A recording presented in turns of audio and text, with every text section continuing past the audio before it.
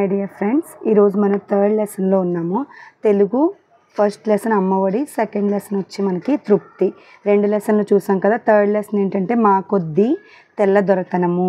అంటే బ్రిటిష్ వాళ్ళ టైంలో మాకు ఈ తెల్ల దొరతనం అంటే తెల్లవాళ్ళు తెల్లగా ఉంటారు కదా, వాళ్ళు తెల్ల దొరతనం అనేది ఈ ప్రభుత్వం అనేది మాకు వద్దు అనేసి పోరాటాలు చేశారు. దాని గురించి ఈ లెసన్ అంతా ఉంటుంది. దీని గురించి ఇది గేయం అన్నమాట. దీని గురించి నేను నోట్స్ ప్రిపేర్ చేసుకున్నాను. అలాగే టెక్స్ట్ బుక్లో గ్రామరు మొత్తం అంతా కంప్లీట్గా లెసన్ గురించి తక్కువ టైంలో చెప్తాను, ఎవరు స్కిప్ చేయొద్దు. ఓకేనా? నోట్స్ చూడండి. ఇది ప్రక్రియ వచ్చి గేయం, మనకి పాట రూపంలో గేయం రూపంలో రాశారు. ఇతివృత్తం ఏంటంటే దేశభక్తి.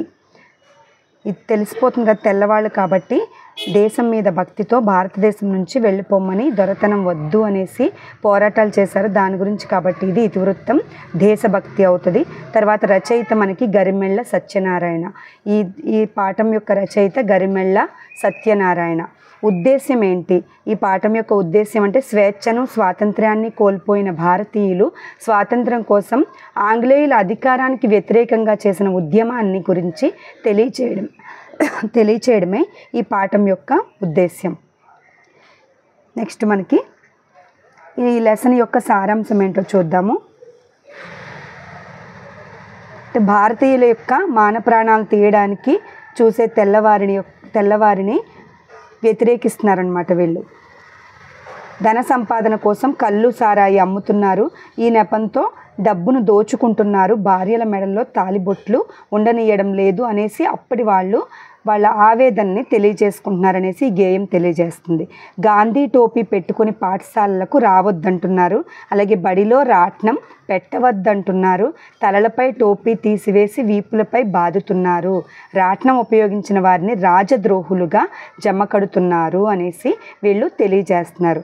144వ సెక్షన్ 144 ఇది ఇంపార్టెంట్.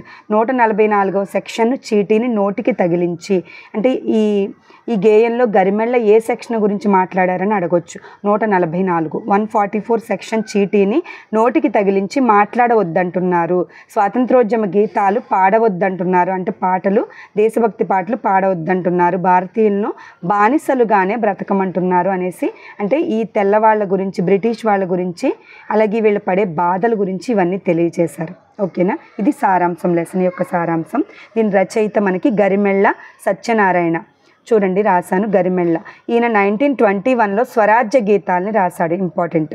నెక్స్ట్ 1923 ఓ 2 years తర్వాత హరిజనుల పాటలు, హరిజనులు అంటే ఎస్సీలు, హరిజనుల పాటలు రాశారు. నెక్స్ట్ 1926లో ఖండకావ్యాలు, భక్తి గీతాలు, బాలగీతాలు రాశారు. నెక్స్ట్ మనకి దండాలండోయ్ మేము ఉండలేమండోయ్ బాబు అనేసి బ్రిటిష్ వాళ్ళ గురించి గేయాలు రాశారు. అలాగే ఈ లెసన్ మా కొద్దీ తెల్ల దొరతనం అనేసి గేయాలు, ఈ 2 గేయాలు రాశారు. ఇవన్నీ గీతాలు, పాటలు రాశారు. నెక్స్ట్ మనకి దేశభక్తి కవితలు రాసి జైలు శిక్ష అనుభవించిన వారిలో మొదటి వారు మనకి గరిమెళ్ళ. ఇది చాలా చాలా ఇంపార్టెంట్. ఇటువంటి కవితలు రాసి జైలు శిక్షను అనుభవించిన, జైలుకి వెళ్ళిన మొట్టమొదటి కవి ఎవరంటే మనకి గరిమెళ్ళ సత్యనారాయణ. ఈయన జననం శ్రీకాకుళం జిల్లా నరసన్నపేటలో జన్మించారు. ఓకేనా? గోనెపాడు అనమాట, నరసన్నపేటలో గోనెపాడులో జన్మించారు. ఈ లెసన్ గురించి ఇది. ఇంక ఇక్కడ గ్రామర్ వచ్చేసి ఏముందంటే, ఇక్కడ ఒకటి చూడండి, నాళం కృష్ణారావు రాసిన కవిత గురించి, అంటే సందర్భం ఉంది కాబట్టి రాశారు. బాపు అంటే గాంధీ గారి గురించి రాశారు. ఏమి మహిమంబు గలదో నీ నామందు పేరు, బాపు అని పేరు వీనులబడిన అంటే చెవులబడిన అంత నిలువునను నాదు మేనెల్ల పులకరించు, అంటే ఈ తనువంతా పులకరిస్తుంది, శరీరం అంతా. జల్లుమని నాదు హృదయంబు జలధరించు, సర్వసారస్వత ప్రపంచంబునందు గాంధీ అని నడి వర్ణయుగంబు తోడ సాటి వచ్చడి వేరొక్క మాట గలదే. ఇదంతా కవిత చక్కగా గాంధీ గారి గురించి రాశారు. ఇది ఎక్కడ మనకి 2 lines కానీ 4 lines కానీ ఇచ్చి, ఇది ఎవరు రాశారంటే మనకి నాళం కృష్ణారావు గారు ఈ కవిత రాశారు గాంధీ గారి గురించి గొప్పగా. ఓకే, నెక్స్ట్ మనకి ఇక్కడ వచ్చి దొరతనము అంటే ప్రభుత్వము, మీనింగ్స్ ఉన్నాయన్నమాట. ముల్లె అంటే ధనము.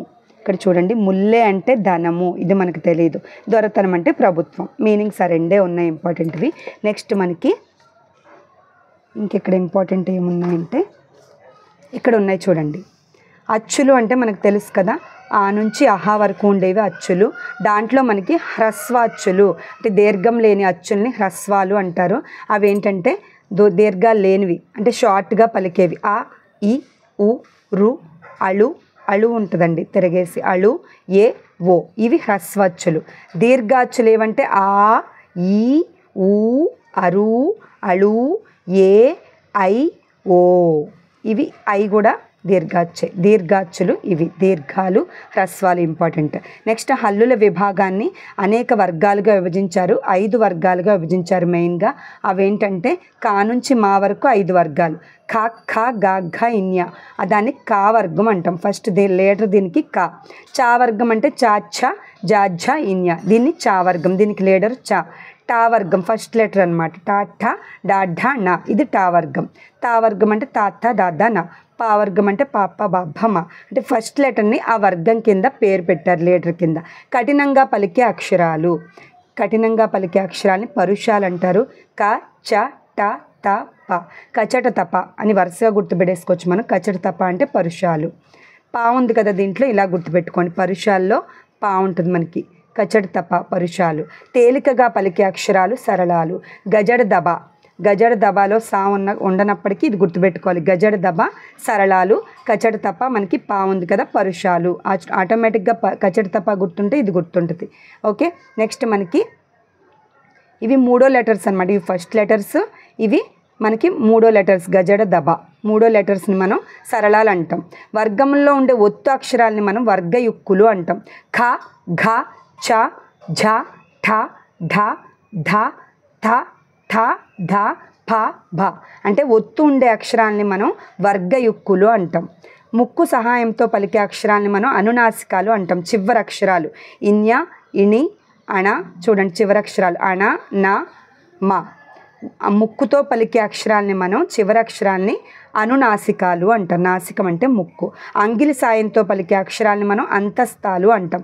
యా రా బండేరా లా అళ వా వీటిని గుర్తుపెట్టేసుకోవడమే మనం అంతస్తాలు.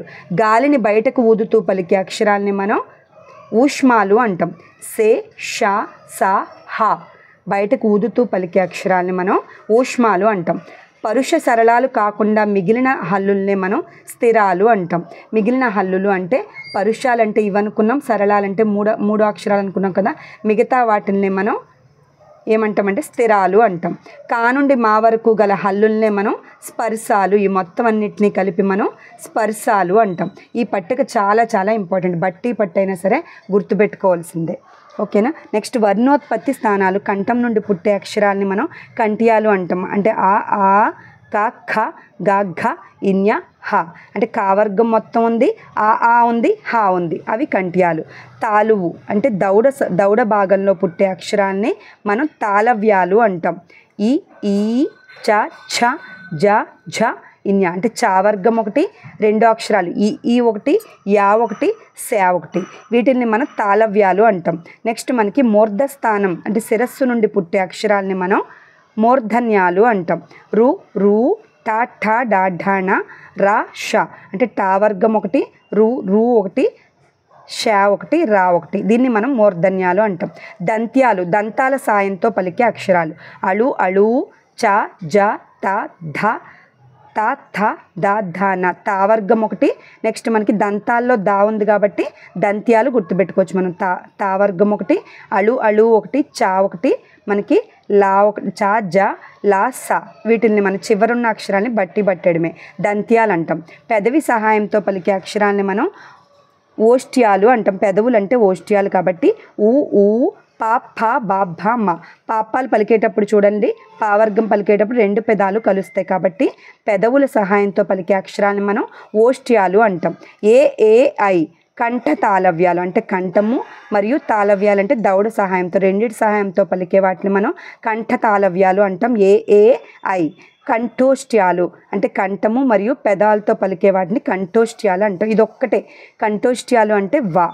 కంఠోష్ట్యాలు అంటే ఓ ఓ ఔ, ఓ ఓ ఔ కంఠము, అలాగే పెదాలు కూడా సాగదీసి పలుకుతాం కదా, ఓ ఓ ఔని మనం కంఠోష్ట్యాలు అంటాం. దంతోష్ట్యం ఒకే ఒకటి ఉంది, వా ఒకటే మనకి దంతోష్ట్యం. ఓకే, ఈ పట్టిక కూడా చాలా ఇంపార్టెంట్. ఈ 3 వచ్చి చాలా ఇంపార్టెంట్ మనకి. నెక్స్ట్ మనకి ఇక్కడ ఒక కథపొడుపు అడిగారు. అంటే కరయుగంబు కలదు చరణంబులా లేవు అంటే చరణాలు పాదాలు లేవు, చేతులు ఉన్నాయి, కడుపు నడుము వీపు మెడగలవు, శిరము లేదు గాని నరుల బుట్టక మృంగి సొగసు గూర్చు దీని సొగసుగనుడి. శిరస్సు లేదు, అలాగే చేతులు ఇవి లేవు, వేళ్ళు లేవు, కాళ్ళు లేవు, ఇదేంటి అనేసి అడుగుతున్నాడు. ఇది చొక్కా. తమాషా కోసం ఏమో ఇవ్వచ్చు కదా అని చెప్పాను.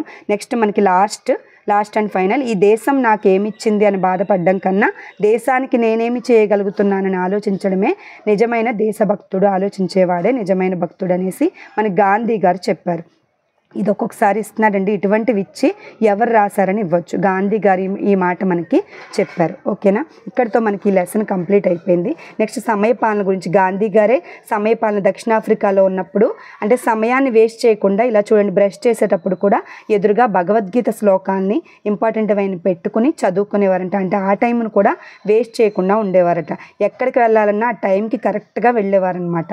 వాచ్ ఒకటి పెట్టుకొని అన్నీ కరెక్ట్గా టైంకి చేసేవారు. విలువైన గడియారం ధరించి సమయపాలన చేయకపోవడం కంటే సమయపాలన కోసం గడియారాన్ని మర్చిపోయినా పర్వాలేదు కదా అని దీంట్లో తమాషాగా రాశారు. అంటే వాచి పెట్టుకోవడం మర్చిపోయినా పర్లేదు కానీ టైంకి వెళ్ళడం మర్చిపోకూడదు అని దీని అర్థం.